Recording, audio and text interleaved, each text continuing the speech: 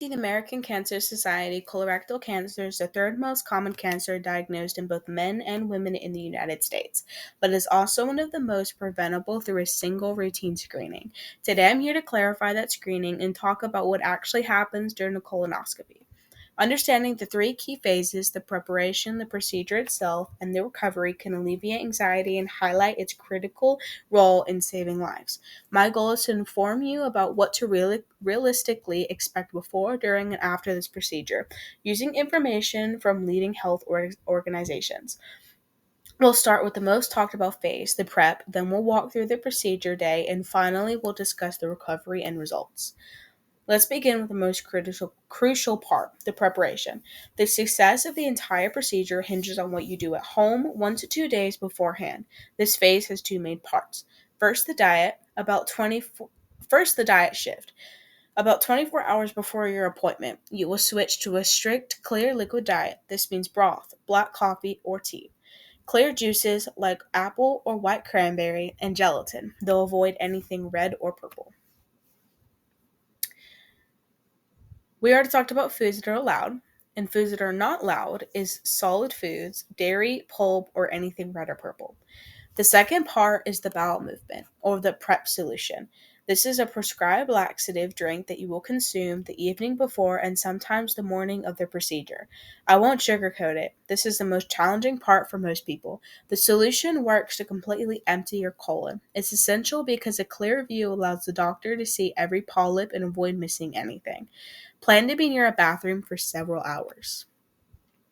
Now that you've successfully completed the prep, let's move to what happens on the procedure day. This is much easier. You'll arrive at the endoscopy center, check in, and be taken to a pre-procedure room where you'll change into a gown. A nurse will start an IV, which is used for sedation and fluids. This is where many people's nerves are highest, but the medical team is expertly trained to make you comfortable.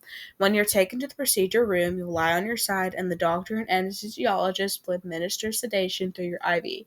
This isn't general anesthesia. It's often called twilight sedation.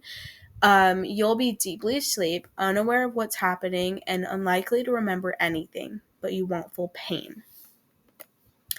While you're sleeping, the doctor guides a long, thin, flexible tube called a colonoscope through your colon. It has a light and a camera at the end, sending a video feed to a monitor. The doctor meticulously examines the entire lining of your large intestine. If they see any polyps, which are precancerous growths, they can remove them immediately using a tiny instrument passed through the scope. This is the magic of the procedure. It's both the diagnostic and preventative tool.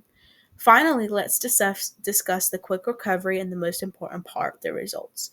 The procedure is over before you know it. You'll wake up in a comfortable recovery area, likely feeling groggy but not in pain.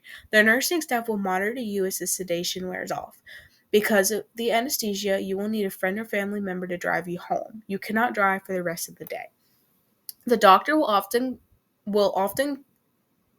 come by to give you a preliminary report. If everything looked normal and no polyps were found, they might tell you right then.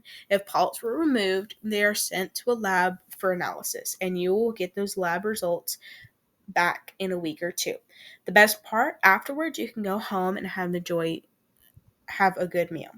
In conclusion, while the colonoscopy prep is a demanding day, the procedure itself is a peaceful nap, and recovery is swift. This one day of minor discomfort is a powerful trade off for the potential to prevent cancer or catch it at its earliest, most treatable stage.